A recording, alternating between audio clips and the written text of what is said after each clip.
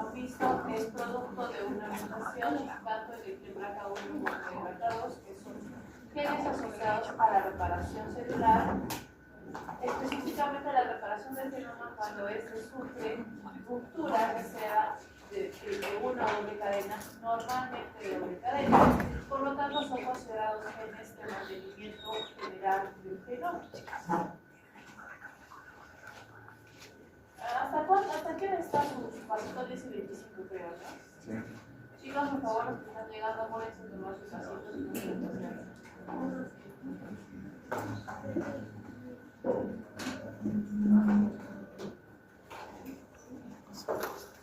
Bien.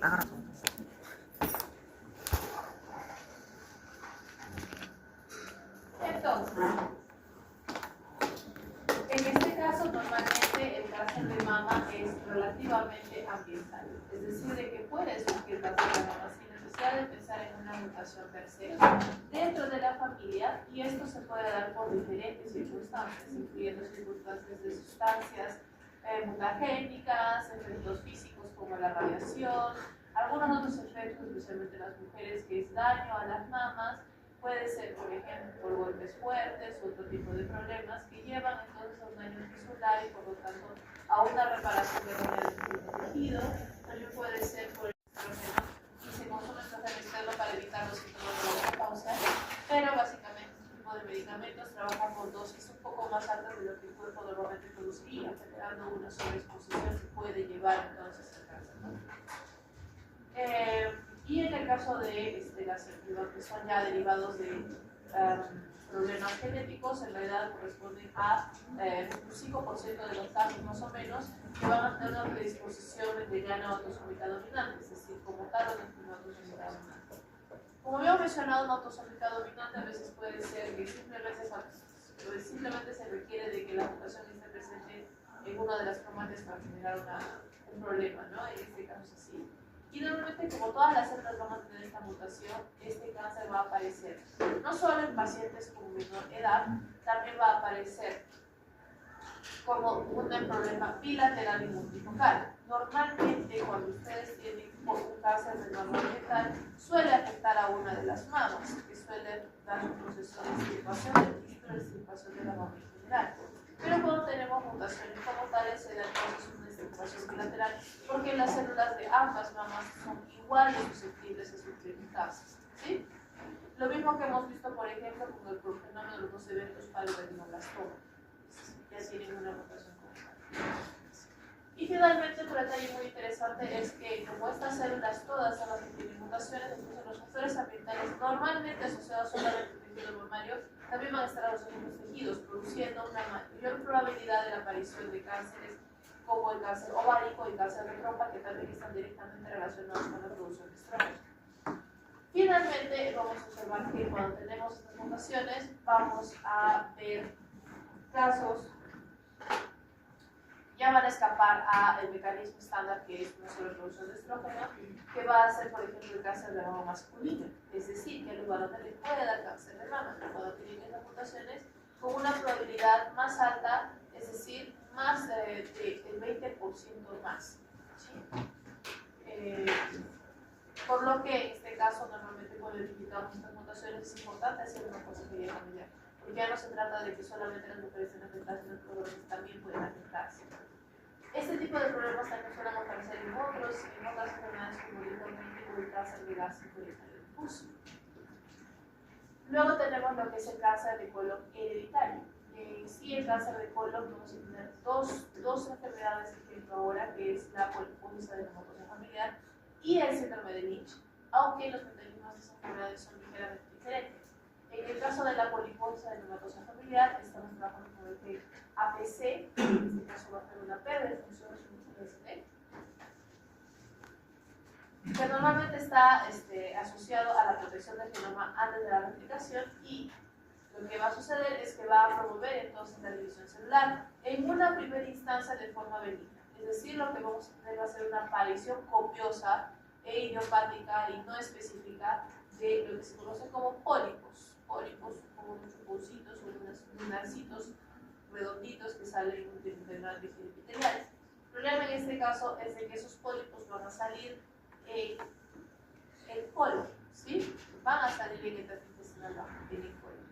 lo que eventualmente van a estar expuestos a daño por el propio tránsito intestinal. Por lo que aparte de los pólipos vamos a tener una presencia de daño constante producto de fricción, lo que va a llevar a la reparación de los pólipos y eventualmente la transformación de estos en una malignancia. Es decir, que de entre todos los pólipos que surgen por la poliposis anatomical, algunos cuantitos, la gran mayoría no, pero unos cuantos van a desarrollar la malignancia y se va a transformar en un cáncer colonizante, ¿no? Y en este caso normalmente estos representan el 15% de los casos de cáncer de colon en general, junto con el síndrome de Lynch, porque cáncer de colon también nos puede surgir por otros problemas, ¿no? Por ejemplo, un colon irritable, hemorroides o estreñimiento, que eventualmente lleva a un megacolon, por ejemplo, y que también pueden llevar a este tipo de enfermedad, pero ya son factores netamente ambientales, ¿no? Y en el caso del síndrome de Lynch, va a ser un poco similar a la poliposis de nuestra familiar, porque va a empezar de la misma manera, con la formación de pólipos, pero estos pólipos van a ser en menor cantidad y con mayor potencial de malignancia. ¿Sí? O sea, hay menos pólipos, pero van a tener mayor potencial de malignancia. Y como vamos en las demostraciones, también se pueden producir pólipos en otros conductos, por ejemplo, endometriales, ¿no? Todos tienen un cáncer endometrial. Y lo interesante es de que acá en el síndrome de Lynch, los genes afectados por este tipo, que van a tener esta enfermedad, son genes que ya los hemos visto, pero dentro del modelo procariota de la reparación genética.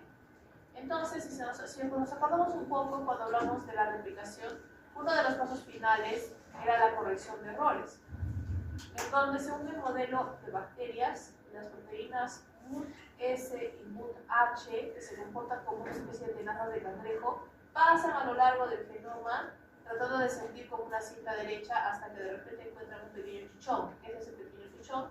Son los nucleótidos que, como están modificados o mutados, no son capaces de emparejarse correctamente a su complementario, por lo que viene el sistema, los corta, los reconstituye, etc.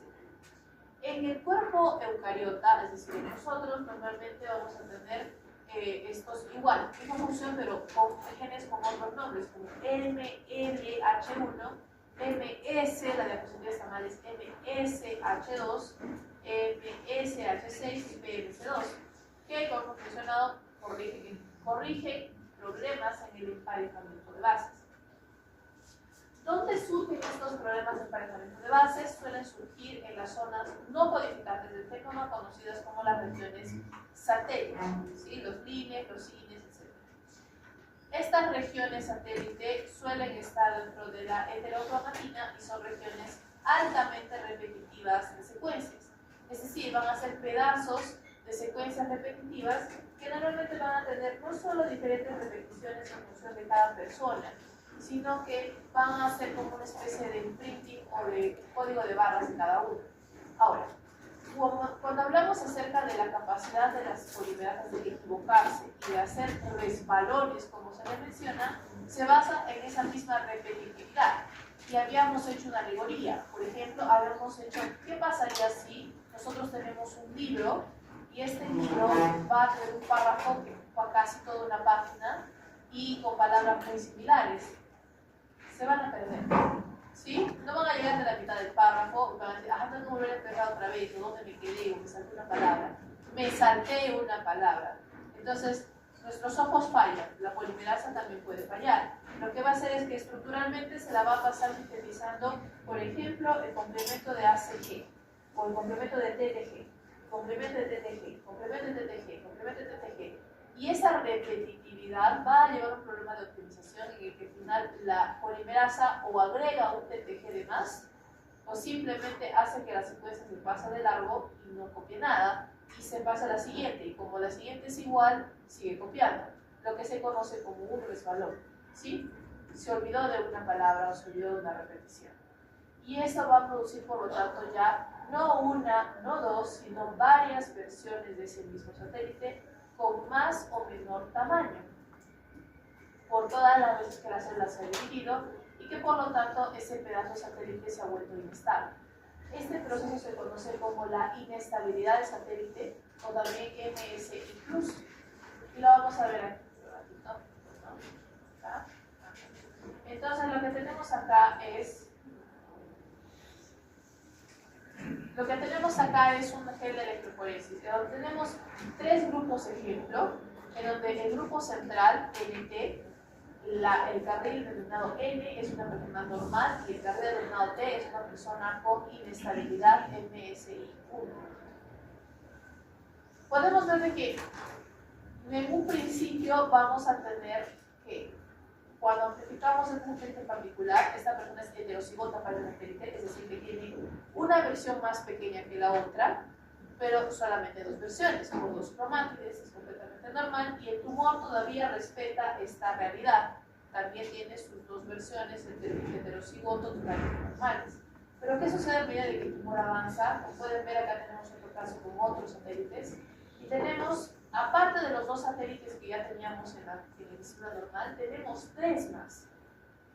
Recuerden de que eso es por amplificación genética, o sea, es por PCR. Significa de que estos pequeños satélites adicionales no son diferentes, son el mismo satélite, solamente que ha cambiado su tamaño porque la polimerasa ha sufrido resbalones que no han podido repararse a tiempo. Y por lo tanto ya no tenemos células con una o dos versiones del mismo satélite, sino con 4, 5 o 6 versiones. Sí, y ahí es donde viene el peligro, porque es una inestabilidad genética que puede afectar directamente a los genes, si es que se solapa entre ellos o si es que enmascara, por ejemplo, a un elemento regulador. Igual aquí, ¿no? Tenemos el caso de un cáncer en el donde vamos a tener dos fragmentos de satélites por nuestra persona normal y 4 por la persona con inestabilidad de satélites, que en este caso van a ser de menor o mayor tamaño dependiendo del tipo de resbalón que dio la polimerasa a sintetizarlos, y como falta MSH2, MLH1, MSH6, entonces no son reparados a tiempo y ya se quedan en la progenie estas modificaciones. Luego tenemos lo que son las mutaciones en GST, que son los síndromes recesivos, y como tales van a ser este tipo de problemas autosómicos recesivos, o que se va a requerir la ausencia completa de un gen involucrado en la reparación celular, pero que va a estar mutado de forma inactivante, es decir, de que no nos va a quedar, por lo tanto, funcionamiento en el mismo gen de ninguno de los dos cromátides, sea homocigoto, sea heterocigoto compuesto, por los diferentes mecanismos que hemos visto anteriormente. Y aquí tenemos entonces que va a primar el factor genético, el factor ambiental. Por ejemplo, ya hemos visto la xenoderma pigmentosa, ¿sí? La taxa de la lactasia y la anemia de Fanconi de Blum, que normalmente van a ser enfermedades asociadas, por ejemplo, al proceso de fenómeno de los eventos, y que va a requerir que ambas cromátides estén completamente silenciadas. Eso para las enfermedades con origen genético definido. Luego tenemos aquellos estudios asociados a la incidencia familiar y al riesgo relativo que hemos observado en enfermedades multifactoriales. Y por lo tanto tenemos algo muy similar, correspondencia a la estadística de las mismas. Es decir, lo que estamos viendo acá es un cuadro de caja-bigote, o bueno, barras, y estas barritas de acá arriba son la variación estándar de qué tipo de cánceres van a tener una mayor probabilidad de aparición cuando tenemos un factor familiar en medio. Es decir, cuando tenemos un progenitor afectado, por ejemplo, la incidencia aumenta en ciertos cánceres dependiendo de su localización, como testículo, el linfoma Hodgkin o la glándula tiroides, ¿no? Mientras que en el caso de hermanos afectados, lo que vamos a entender es que va a predominar la glándula, el cáncer a la glándula tiroides. Es decir,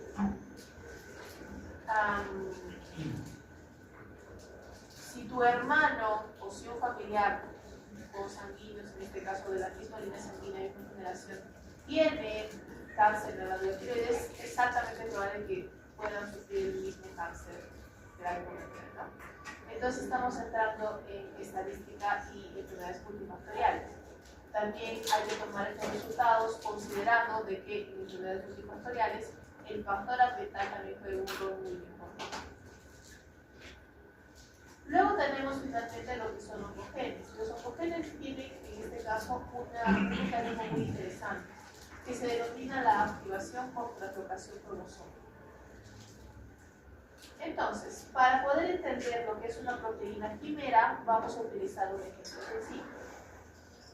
Esto es algo que seguramente han hecho en su infancia algunas veces, que es recortar la mitad de una figura y pegarla con otra figura. Y de eso pueden salir cosas muy graciosas, ¿verdad? Podemos hacer una jirafa con patas de caballo, un elefante con cabeza de león, un loro con patas de pato, etc. Es divertido, ¿por qué? Porque nos tenemos que imaginar qué hace esta quimera, ¿no? Si tiene patas de caballo va a correr, si tiene cabeza de cocodrilo va a ser un depredador, y así sucesivamente. Igual, acá lo que vamos a tener es una translocación que va a generar un cambio o una proteína nueva. ¿Por qué? Porque justo la translocación se va a dar entre la región codificante de un gen y otro, produciendo un gen quimera. Por lo tanto, el gen inicial va a perder la parte final del mismo para hacerle espacio a la otra parte final de un gen que estaba en otro lugar. Eventualmente, si estas mutaciones se dan, algunas van a activar a genes que estaban de otra forma inactivos o sin funciones específicas, produciendo proliferación celular. Si produce proliferación celular, por lo tanto las células se dividen controladamente, es un oncogen, un protooncogen que se transforma en un oncogen y por lo tanto lleva al cáncer. El ejemplo clásico de este estilo es el cromosoma Filadelfia, que se basa en la translocación del cromosoma 9 y 22 desde su brazo largo, en donde vamos a tener dos genes que típicamente iban separados, que es el BCR y el ABL1. El BCR en sí mismo no tiene gran función, o no se le detectó en su momento, pero el ABL1 es un protooncogen. Lo que va a suceder es de que vamos a tener la mitad de ABL1 con el inicio de BCR, lo que nos va a llevar a que este ABL1 se vuelva activo. Tiene un dominio tirosinquinasa. Por lo tanto, si tiene un dominio tirosinquinasa, estará involucrado en la fosforilación de señales asociadas a la división celular.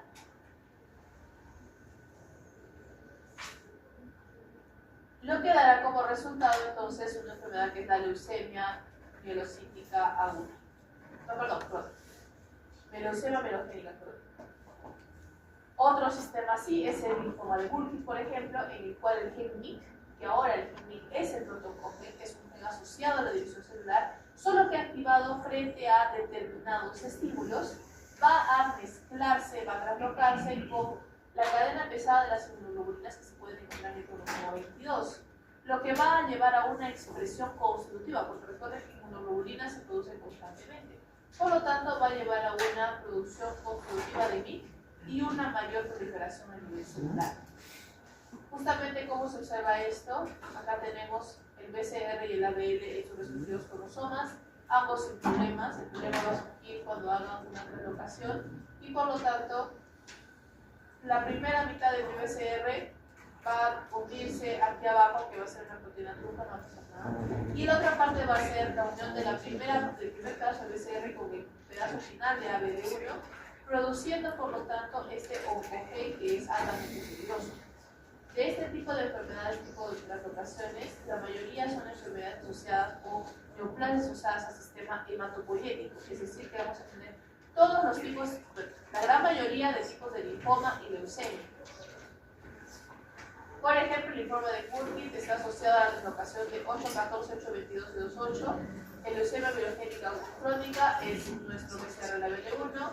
La linfoblástica aguda es el cromosoma 1 con el 19, donde tenemos al gen TCF3, P21, y la leucemia promielocítica aguda, que es el cáncer rara, PML, y finalmente el linfoma folicular, que es el BCL2. Aquí también tenemos el porcentaje de casos en donde, por ejemplo, cuando tenemos el BCR-ABL1, tenemos un 95% de probabilidades de que se desarrolle el linfoma, o sea, es un absoluto, ¿sí? Prácticamente son todos los casos a veces por haber en la que se desarrolla la neoplasia como tal. Lo que va a hacer también de que esta enfermedad se comporte casi como un problema hereditario genético, porque va a surgir la enfermedad o el cáncer en niños pequeños, ¿sí? Si ya tengo 95% de probabilidades y este BCR-ABL1 ya está en mis genes, es probable de que la enfermedad sugiere niños, ¿no? Entonces, en ese sentido va a respetar algunas de las normas que ya hemos visto, por ejemplo, en enfermedades básicamente mendelianas. El último punto dentro de genética del cáncer va a ser el clustering y perfil de expresión. Ok, entonces en primera fase ustedes habían visto lo que es de manera somera algunos métodos de biología molecular, dentro de los cuales, si se acuerdan de su capítulo en Watson y Crick, que está hablando de esos métodos, habló de un método que les dije en su momento del que no íbamos a hablar todavía, que es el microarray o microarray, si lo quieren pronunciar en inglés, microarray. Entonces, primero, ¿qué es un array? Vamos a entender la palabra array. Array es el sinónimo de assortment. No les estoy la vida más fácil. Assortment es una muestra. Piensen en un buffet, piensen en algo que se expande, algo que se muestre en todas sus variedades, disperso para ustedes, ¿sí? Eso es un array. En este caso, el array genético se pregunta, ¿qué podría hacer yo para asegurar que voy a amplificar o analizar muchos genes diferentes en una sola placa de PCR al mismo tiempo? O sea, como que hagamos una placa de 96 pozos tan pequeña que todos puedan leerse juntos, todos los genes puedan leerse juntos. Eso es un microarray. Entonces, para poder lograrlo, necesitamos diseñar estos tubos tamaño nano, o sea, muy pequeñitos, e incluirlos en una superficie manejable, lo que se conocería como un chip, es decir, una posición de algo pequeño en donde se va a agregar una determinada programación. ¿Cuál es mi programación? Mis genes que quiero evaluar si están expresados o no expresados. Lo que va a llevar a que yo, trabajando con moléculas de fluorescencia que incrementan o disminuyen dependiendo de cuántas copias se hayan producido en base a lo que estoy buscando, me va a dar una tabla de 3 colores. En donde el color amarillo es donde tenemos un nivel de expresión somera moderada o equilibrada, que no es ni alto ni bajo, aparentemente es un sistema completamente normal. Mientras que cuando tengamos color rojo, estamos diciendo de que un sistema está inhibido, es decir, de que no se expresa la proteína que queremos nosotros. Rojo, cero. Rojo, no hay expresión, no hay. Mientras que en el caso del verde tenemos lo opuesto. Tenemos que se va a sobreexpresar un determinado grupo de genes y por lo tanto va a estar en el color verde.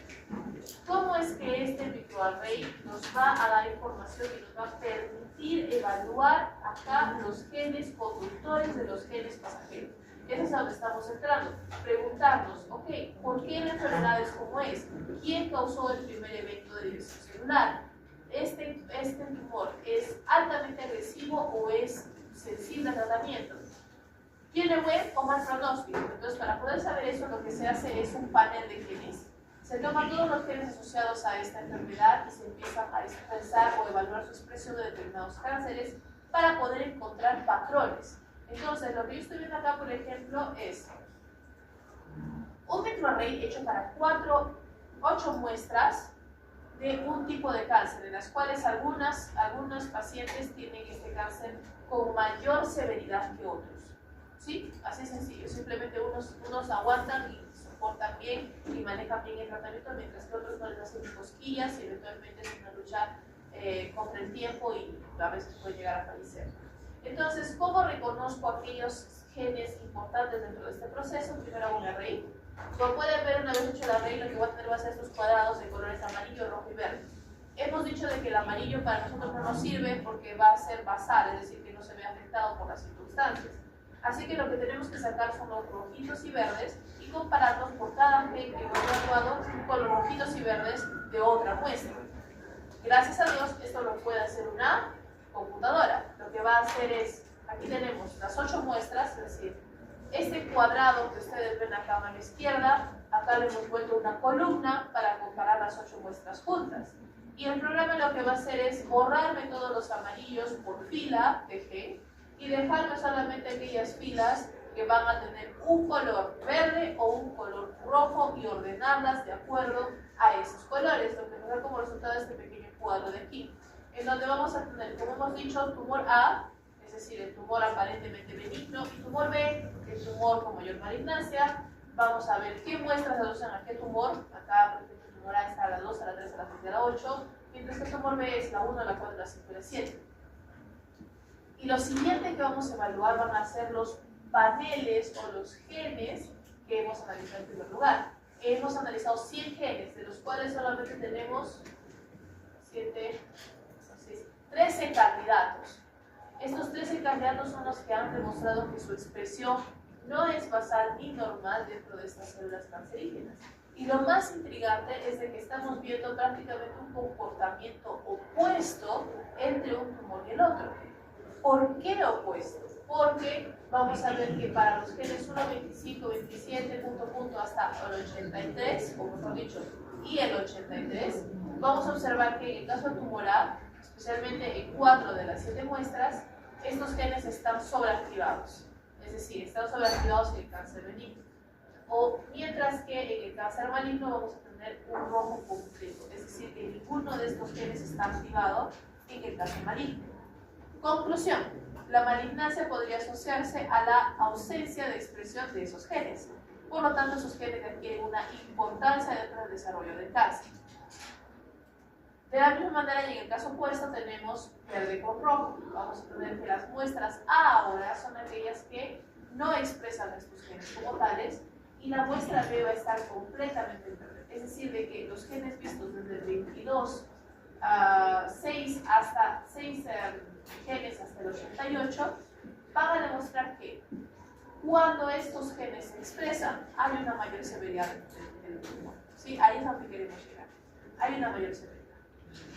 ¿Para qué nos sirve esto? La próxima vez que nosotros querramos evaluar entonces la severidad de una determinada enfermedad en caso de tumor, ya no vamos a hacer todo este trabajo de cero, es decir, ya no vamos a agarrar diferentes muestras, vamos a limpiar esto, nada. Simplemente sabemos de que ahora los genes que yo debo buscar, que yo debo evaluar, si tienen mutaciones, van a ser los que están en esta tabla, porque esos tienen de alguna manera una relevancia, ya sea por exposición. ¿Qué pasó?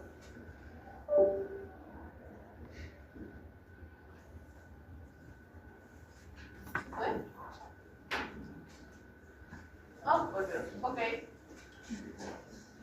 Entonces, ya no voy a hacer esto de cero, lo que voy a hacer es simplemente tomar aquellos genes que ya sé que hay un cambio y observar si hay cambio en esa persona. Entonces, ya tenemos genes candidatos para un panel de genes asociados a cáncer. Ahí es a donde quiere llegar la investigación, a reconocer esos patrones para poder utilizarlos en la práctica médica.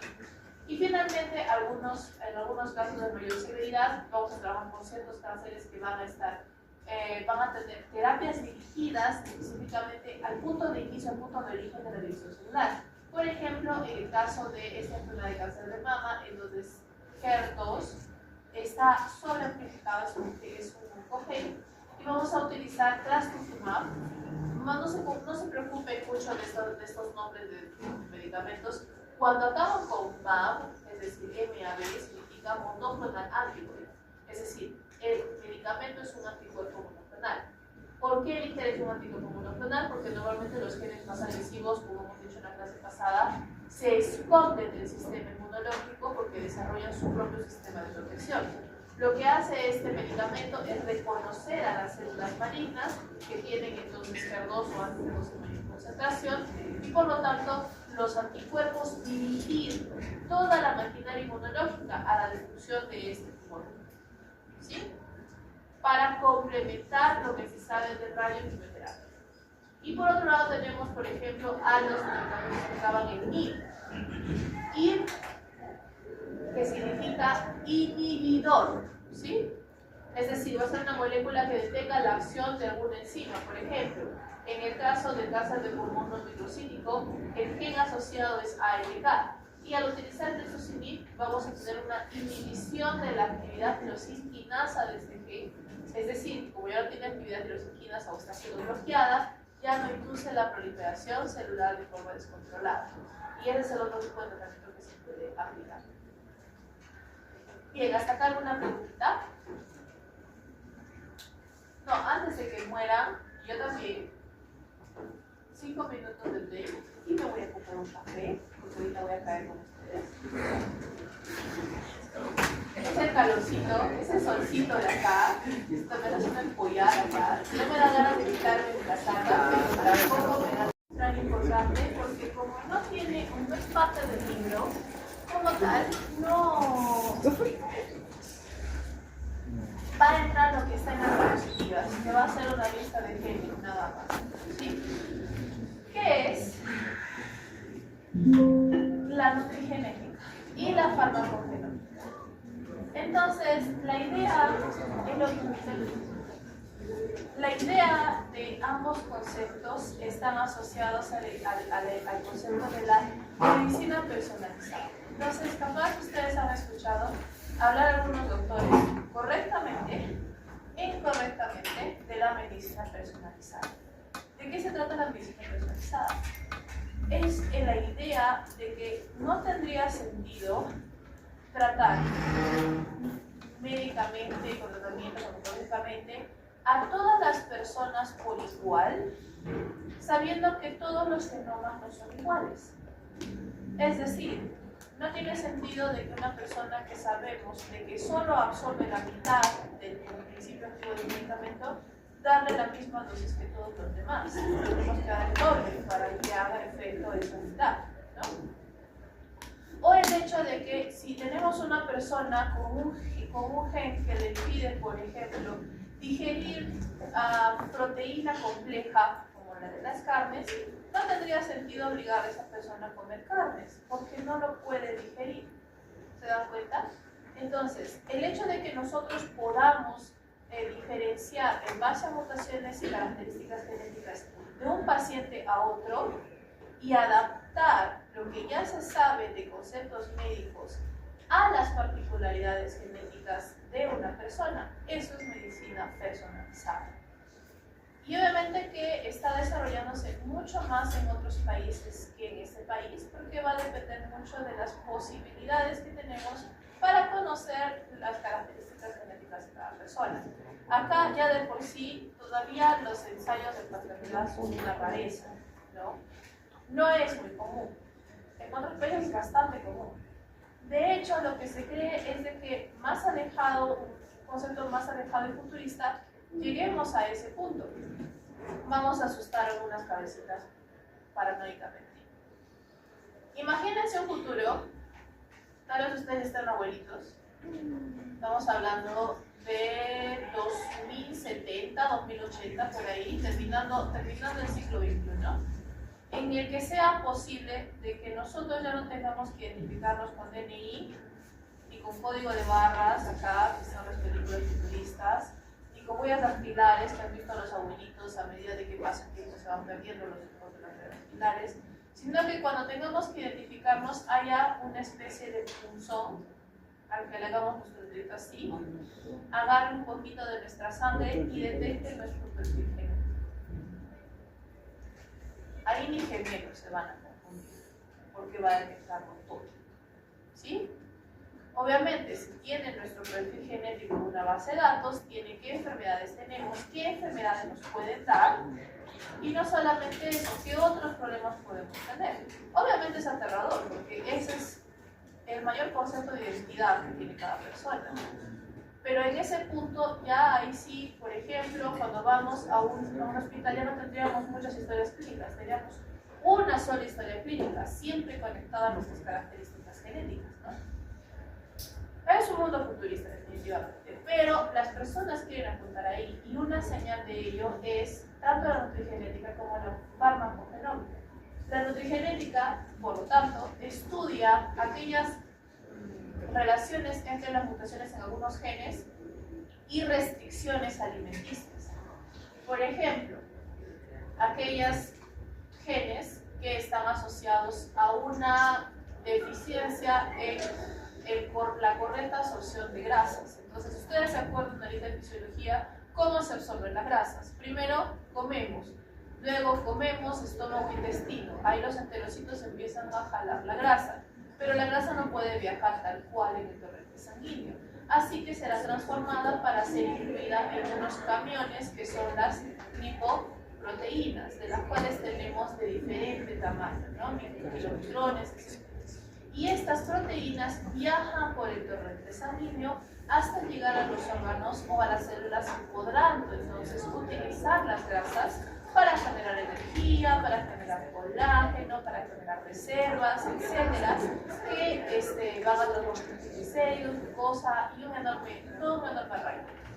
Aquellas personas que tienen mutaciones, por ejemplo, los genes APOA1, 5 o 3, o en general la APOE, no pueden transportar o no pueden llevar correctamente a las células estas, generando de forma aparentemente inexplicada altos niveles tanto de colesterol como de triglicéridos en sangre.